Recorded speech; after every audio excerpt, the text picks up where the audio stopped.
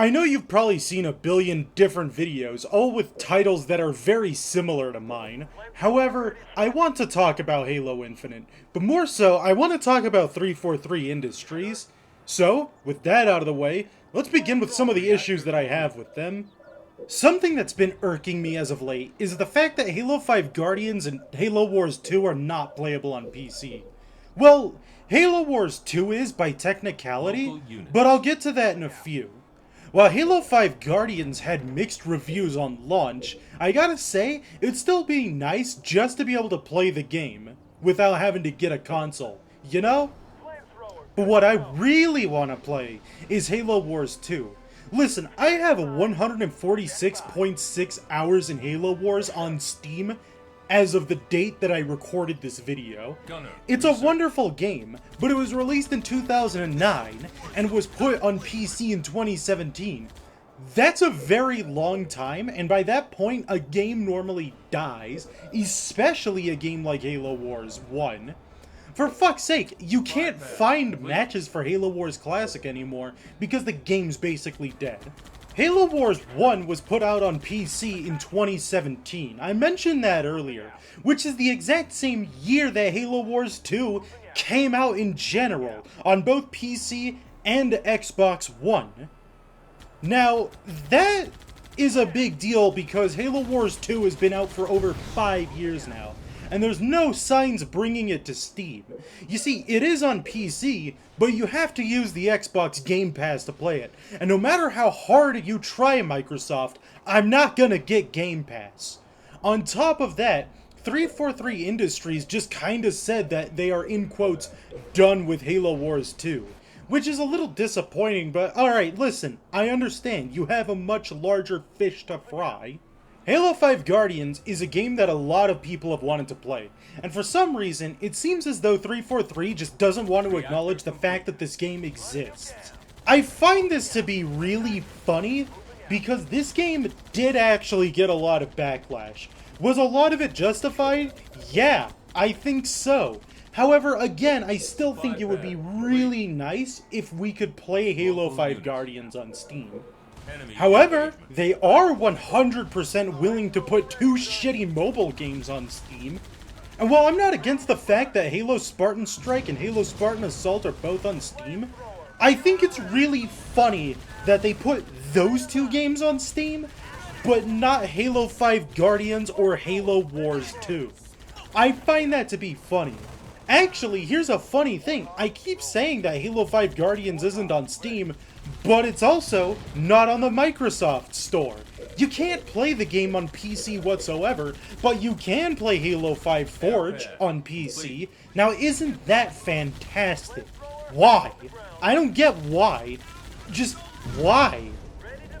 Anyways, now that I've got that out of my system, I'm gonna talk about the Halo Master Chief Collection. Halo Master Chief Collection in 2015 up to about 2019 was an utter shit show. Matchmaking barely worked and the game was a buggy mess. However, around 2019, things started to slowly change, especially as it was announced to be getting a PC port with the inclusion of Halo Reach. Now, Halo MCC is a bittersweet port to PC. I appreciate the fact that Halo is now on PC in a playable state, as opposed to, you know, Halo 2 Vista. But I remember when I first saw this being launched on PC, we only had Halo Reach. It was fun. It was great. There was a lot of stuff to do. It had a free season pass, and overall, it was going really well, if you played the multiplayer. Ah, now that's where the catch is. Multiplayer and Firefight were the only two things that actually worked. And multiplayer, saying that it worked fully is a little bit of a stretch because some people would just disconnect as soon as a match started. This is still a problem, by the way. However, the campaign did actually work really well if you played it by yourself. Co-op with 2 people was painful, and co-op with 3 or 4 people was atrocious. network issues were a constant. The game was laggy and broken on a fundamental level. People were crashing left and right. Alt-tabbing would break the game, etc, etc. Which, alright, listen, at first, this is a little understanding. This is the first time 343 tried to port an FPS Halo game to PC.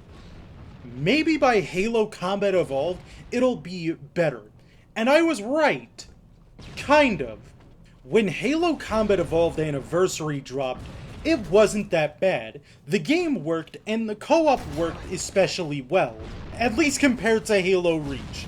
And the game looked wonderful. If you played it in Anniversary graphics, let me explain something real quick. Halo Combat Evolved Anniversary is a port based off of a port based off of a port. Now you might be wondering, Techmo, what does that even mean? Alright, so let me give you a small timeline of things that happened during Halo's development. In 2001, Halo Combat Evolved launched. It was obviously its own game with a whole bunch of features, and it was an Xbox launch title. However, in 2003, Gearbox Software and Westlake Interactive ported the game to PC, which was met with high acclaim as it came with its own matchmaking system, a few new maps, mod tools, and one of the best demos ever, as well as 2 new guns, the fuel rod cannon and that beautiful, beautiful flamethrower. However, in 2011, 10 years after the original Halo Combat Evolved came out, the devs at 343 Industries were tasked with making a Redux version of Combat Evolved, which is fine. It used a lot of assets from Halo Reach and the upcoming Halo 4, which was mid-development at the time. However, the developers ran into a tiny problem. They didn't have the original source code for the 2001 build of Halo Combat Evolved on the Xbox, so they had to use the code from the PC version. I'm not sure how the developers lost the code, but alright, I guess. Afterwards, the game got ported to Xbox One and Xbox 360. However, in 2019, it was ported back to PC. So, it's got a lot of bugs, specifically graphical bugs, and this is due to some conflicting shader code and the fact that DirectX just sucks ass. These issues weren't fixed until 2 years after launch, on PC. If you are playing the Xbox One version, then you've waited 6 years to see these changes be made. However, I guess people just didn't care about it back then, because I didn't really see too many people complaining about that. And on Xbox 360, obviously those issues are still present because, well, why are they updating the 360 version? They're not. They're not gonna update the 360 version, newsflash. However, on top of all of those other issues, Halo Reach and Halo Combat Evolved both had the issue revolving around audio, where for some reason, the game always sounded quieter in the campaign than they did in their original counterparts on the Xbox and Xbox 360. I don't even know how that happens, but sure, okay. Vehicle love tapping still has yet to be fixed, and honestly, I don't even think they're gonna fix that. It could be easily fixed, though, by just tweaking a few numbers. General Heed made a video about that.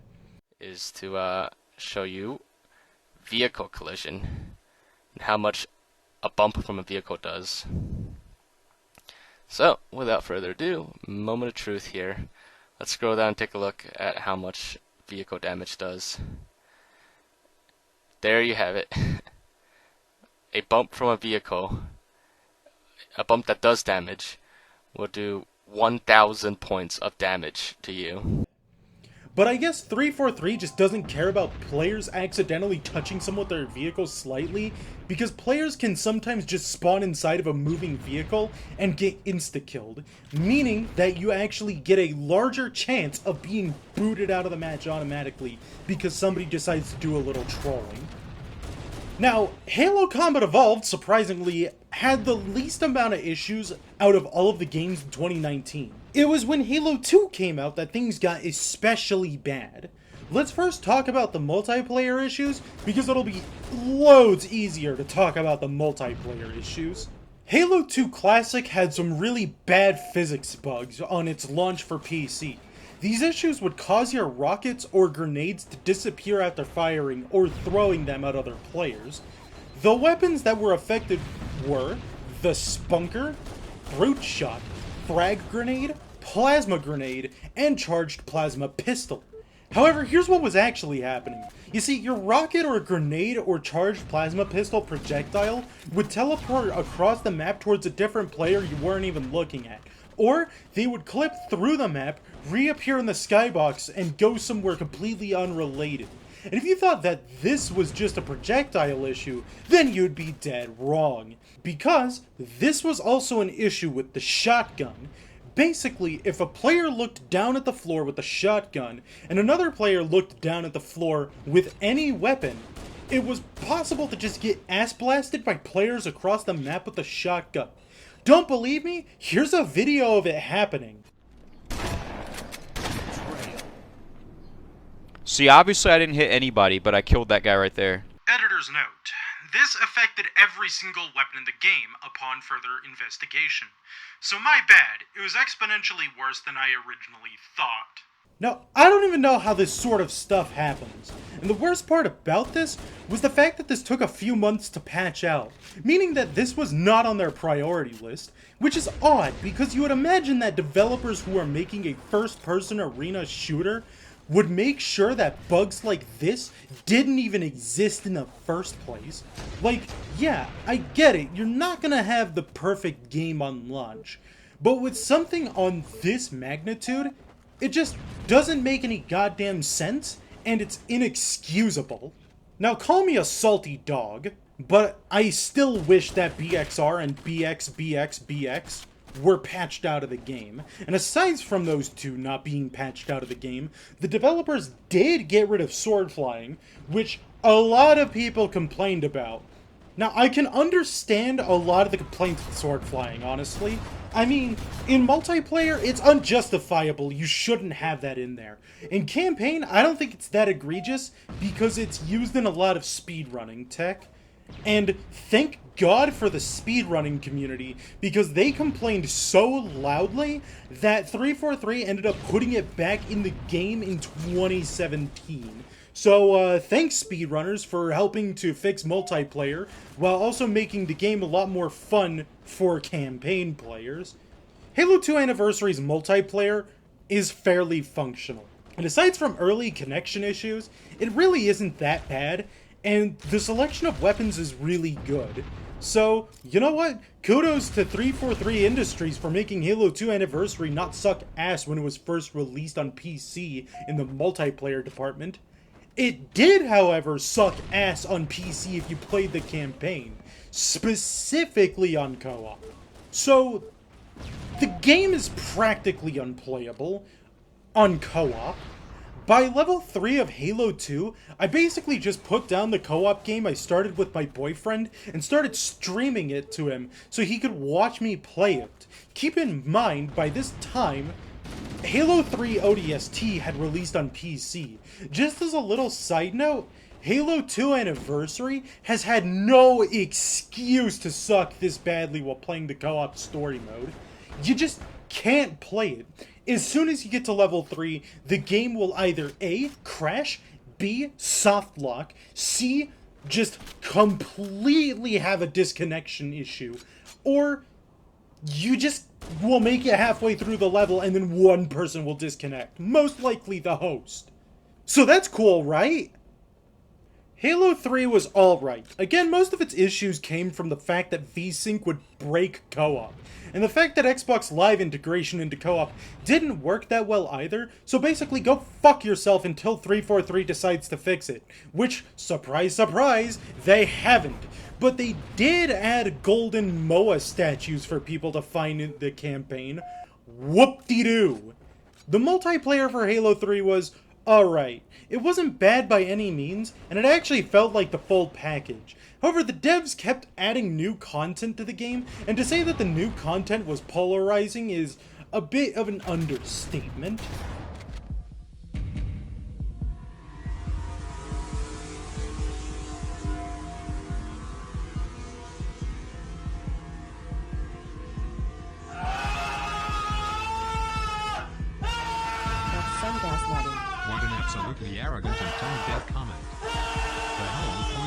PC, stated by 333 was to preserve the legacy of these games and allow PC players to experience them.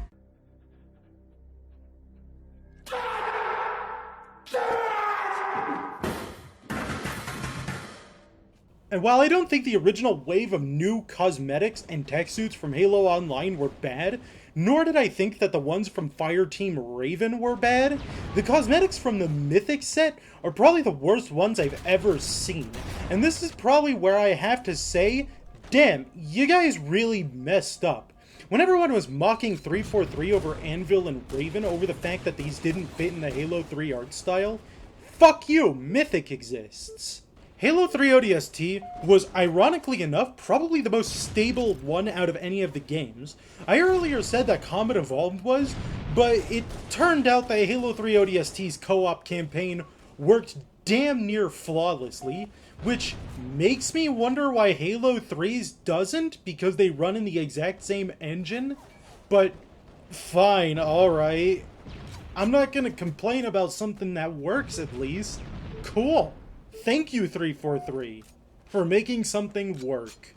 Halo 4's PC port was also fairly alright. So there's that, I guess. Aside from networking issues, hey, at least it's playable. Also, as of late, there's been a bit of a micro-freezing issue.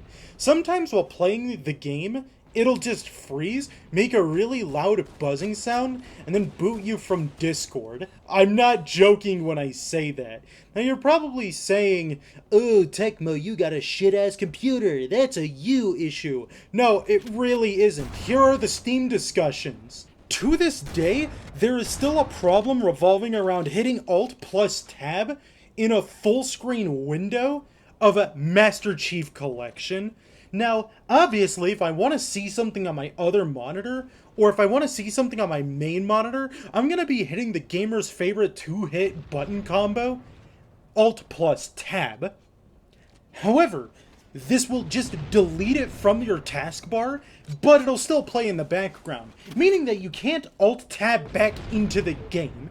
It just doesn't exist, but it still exists in the task manager, and so what do? You go to the task manager, you hit end task, you boot Halo Master Chief Collection back up again, and then you're hit with a 5-minute matchmaking ban that reflects across your Xbox Live profile, which ruins your reputation across every single game on Xbox Live. What the fuck? At best, that's idiotic. At worst, that's just malicious. Other than that, I don't really think I have much more to say about the Master Chief Collection, except for this. It's still managed to be better than Halo Infinite in some cases. Consider this entire section a remake of this video. During the Halo Infinite flight tests, which I partook in, things were going nicely. Everything was sunshine, rainbows, and lollipops. The game felt smooth, the matchmaking was wonderful, and a lot of the weapons felt really good to use. This was the Halo that we were looking forward to. And now fast forward about 7 months, and the game fell to shit. Season 1 was fun for about 3 or 4 months, since it was the launch of the game, and things were still a little peachy. The selection of weapons were great, and so were the vehicles, and the game modes. Oh man, the game modes. And for the first time ever, Halo had bots for players to train against. It was phenomenal. But then, ever so slowly, things started to slowly go downhill. The game was losing players, there were graphical bugs all over the place, connection issues were rampant, and so were some random crashes for a lot of players, and the only thing that was getting updates was the store page. There were some minor tweaks here and there, but all in all, it didn't feel like the game was live, and the game didn't have any service. Every bit of content was coming from the store page. It took a long time to get the campaign, even as of recording the video, the co-op and Forge modes are still in closed beta. And keep in mind that we are in month 3 of 6 for Halo Infinite's second season. players were especially starting to become pissed off with these 6-month-long seasons. Need I also remind you that Big Team Battle was offline for 2 of those months, while random people on Reddit would attempt to come up with soft patches to fix the game, which included a few simple commands in the Windows command line that would have you do it every single match, while also restarting your game every time you had to flush your DNS to connect to a Big Team Battle lobby. When cross-core customization was initially brought to the table, it only affected visors, not helmets, not shoulder pads, not leg pieces, not chest rigs, not forearm pads. Absolutely fucking nothing was changed. Just visor colors. A tournament with FaZe Clan was recently thrown over a broken rocket launcher. Player, and he's all the way on the other side of the map at the moment. He's going to be spawning a few players over towards Pink Street, and Snipedown should be in the perfect spot to get some kills. And oh my god, that rocket did no damage, and Manny perhaps protected by a cardboard box. Yeah, Snipedown is... And there are constant rumors of random features becoming monetized, which, if anything kills Halo, it'll definitely be that. There was a cutscene that did prove to be a little problematic when streaming over Discord. What would happen is the following. I would play the level, get to the boss, fight the boss, get to the cutscene, crash, restart the game, fight the boss, watch the cutscene, crash. Now, this was only happening when I was streaming over Discord, and when I stopped streaming the cutscene, I was able to actually play the game again. So I had to fight that boss 3 times over. And who knows if it was actually Discord streaming that was the problem. I don't even know if that was the case. The tank gun was removed only to be brought back because it was a very unpopular change and everybody screamed about it. There was also a bug that used to exist since day 1 of Halo Infinite on the map Recharge. So, on the level Recharge, there are these pillars that move up and down. Yeah, for a long time, and I'm talking about like 6 months, maybe 7 months in, they would make you invulnerable if you stood on them while they were moving. Unacceptable. The employment situation at 343 is also abysmal, with contractors walking in and out, in and out, in and out, and very few permanent employees, a management team that sucks at their job, and droves of employees leaving every other month. To the point in which I hear about yet another person leaving 343, and it just causes me to say, yep, it's happened again. And then I forget about it because it happens so often. For God's sakes, the credits in Halo Infinite are 26 minutes long. Look, I know that Halo Infinite has had a really bad, really dreadful, and really problematic development cycle, but I'm getting tired of hearing that we need to save Halo. This is how we can save Halo. Here are some ideas to save Halo. This game has been out for close to a year, and I'm starting to think that 343 Industries just doesn't care anymore. I remember thinking that the people complaining were just a bunch of boomers that wanted to return to tradition over embracing modernity, especially people that were just like, ugh, Halo Combat Evolved, we need to go back to Halo 2, we need to go back to Halo Combat Evolved, we need to go back to Halo 3. But I'm starting to understand and I'm starting to, like, really sympathize with that argument. Halo Infinite has gotten 1 new game mode and 2 maps in 8 months. 8 months! Despite having to walk back several goals over and over again. And we just about exhausted everything that was in the Season 2 roadmap, and we are only 3 months into this season. Look, I just want a Halo game that's good. I want a Halo game that takes about 5 years to develop and it's not broken on it. Can we just get that? Can we just please get a not broken Halo game, 343? That's all I ask. I don't even know where else to go with this video. And so I'm just gonna call it quits on this one. I wish I could end this on a not so bitter note, but Halo is a game that I hold dear to me, and seeing it be slaughtered in this way really pulls at my heartstrings. Because this is a game that I've grown up on. Whatever. I don't know. If you like this video, please like, comment, subscribe. It really helps out the channel. And I'll see you in the next one. Techmo out.